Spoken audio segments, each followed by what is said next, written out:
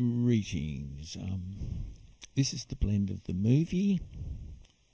I've loaded in the first frame, the first rendered frame of the movie. I'm doing this all after the fact, and I'm just going to try and explain how to do all the different aspects to put it all together. It'll probably go over a few videos because it's kind of hard to do it all at once.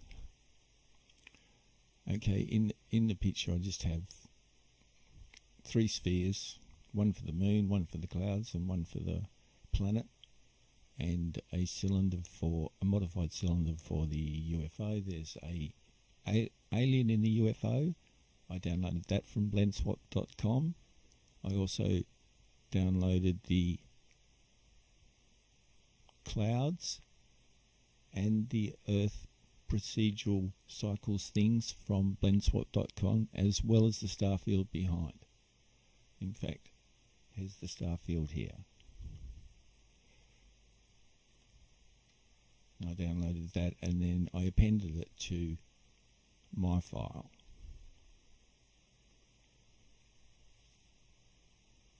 So you can see, if I click over here on scene, there's the world stars, and I appended that from stars final blend, scene, and I just clicked on that, and in it comes, and now I've got 2 world stars. The same with the planet. With the planet, you append the materials. So we go to materials, and see I've selected the clouds sphere, and if I just click again, I get the planet sphere. See planet Gen, and there's the picture of it, and the material land, and that came from append cycles world materials, and there's the clouds and the land. So I appended those. I won't bother doing that again. And then I applied them to the spheres.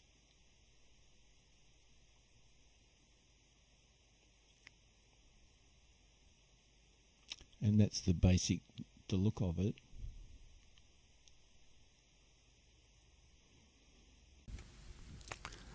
The UFO and the camera also have keyframe animations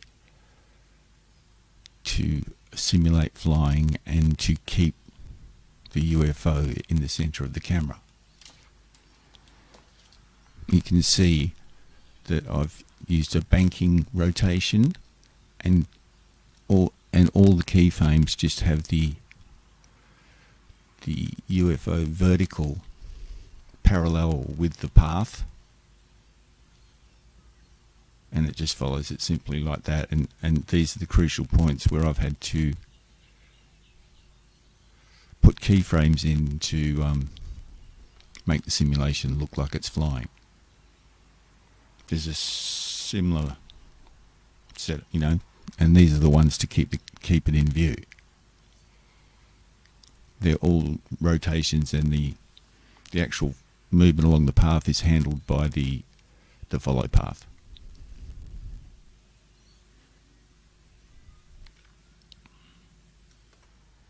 Okay, we're doing rendering here. This is the first frame that's already been rendered. Obviously I've already done them all. Rendering is quite a slow process. We use the render properties tab, and we use start animation to begin the render process. Here's your start frame and your end frame, your resolution, and the 100% means it'll come out at that resolution. 24 frames a second with no frame steps. And the output, I've used output to PNG, so I would have high resolutions that I could later encode into any format I wanted. I could have selected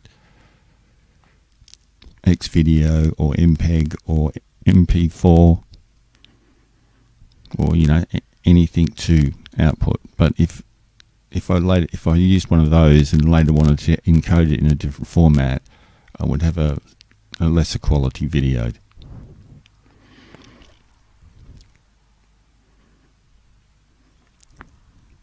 So you begin the animation process. Oh, it's going here. As you can see, nothing's happening, and in a while it will start to draw the first frame. It's still doing the importance map. There it goes. See, I think I have it here. I have it. It's 3 cores. Each little box is one of the cores drawing a little part of the picture. It's saying 31 minutes. That'll come down as it goes in and then stretch out as it finishes.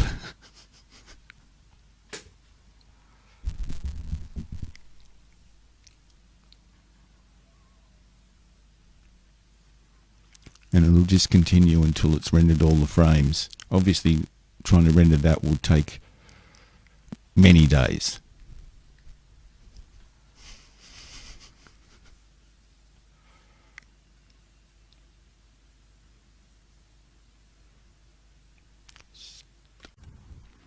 Okay, we've done the rendering's finished, so it's like a week or 2 later, maybe 3 or 4. And I'm just gonna make a new file, make a new file, reload setup file, and then go up here, and I'm going to switch to video editing. And here's the video editor. And there's a film strip. Now we need to change this to video sequence. No, I got it wrong. To movie clip editor. And we want to clip and open clip. And we go to, that's my render folder, and here's all my videos. And Control A these.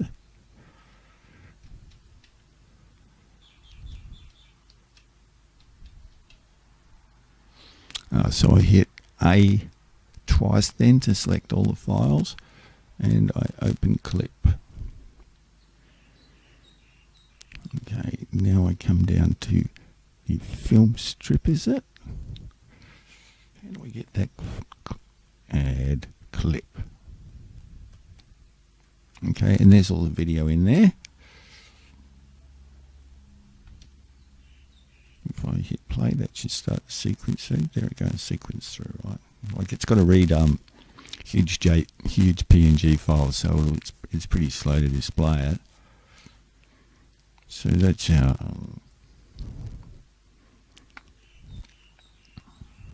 I'll just stop that. While sounds can be added here just by dropping them in file and UFO. Oops. You have to grab them by the icon. That's my UFO sound. If I play it.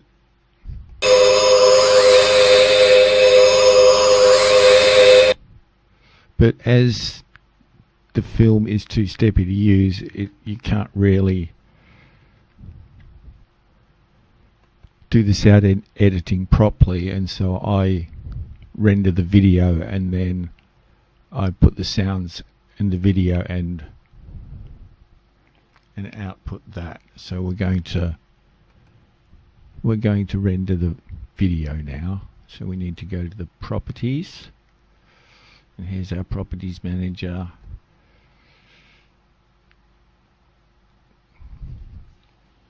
Now we were doing 12411. That's the length. Okay, that's right. This has changed, so I'm gonna 1280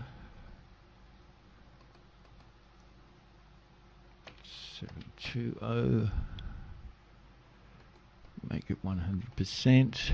24 frames a second. No step frames. Okay, output. wrong videos. We'll go here and there. Okay, that's a video output folder.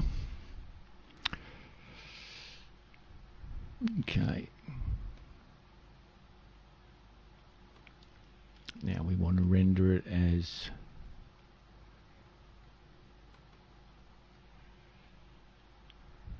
G24 RGB, and we want to encode it as MPEG-4,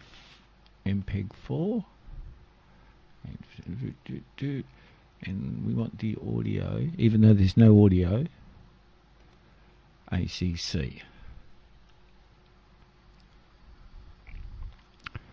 Okay, that should be ready to go.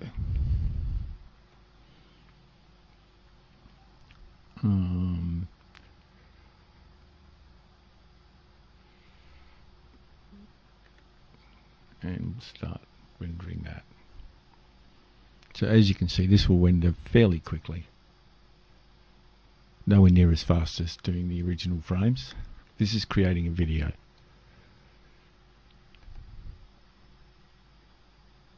Space, just go over here, space, video, and it's writing that video there.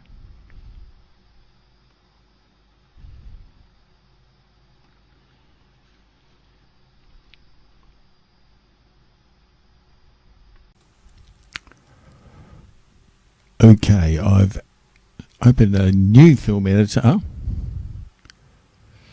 a new file of film editor, and I'm just going to, there's the video we just made in the last section, and I'm just going to drop that there. And now we should be able to play the video. We get smooth motion here, and so when we add the audio, we'll be able to see it in real time. Okay, we're going to change this to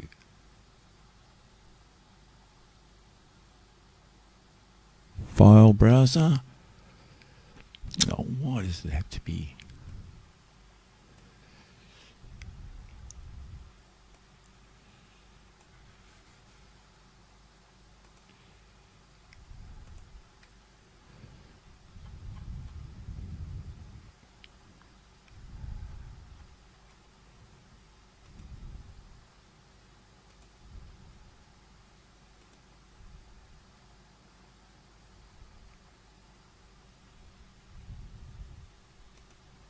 Assets, and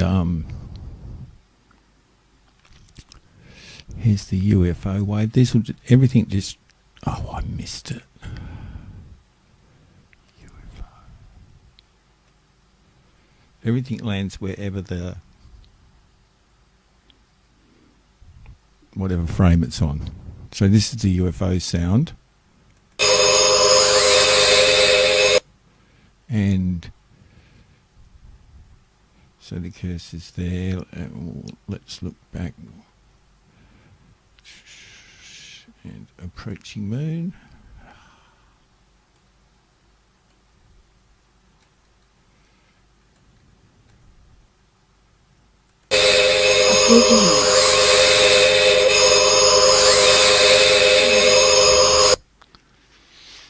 Now, obviously that is too loud.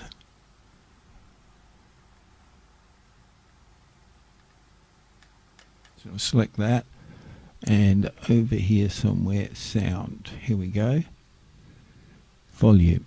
And just pull that volume down to say 4. Approaching 3.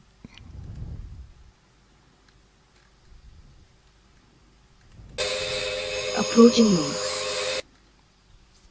I always said I added a whole lot more ways, but that's just the basic thing of what you can do. You can also, you've got pitch shift here, so that you can change the so you can change the volume throughout the thing by setting keyframes just like you did with animation.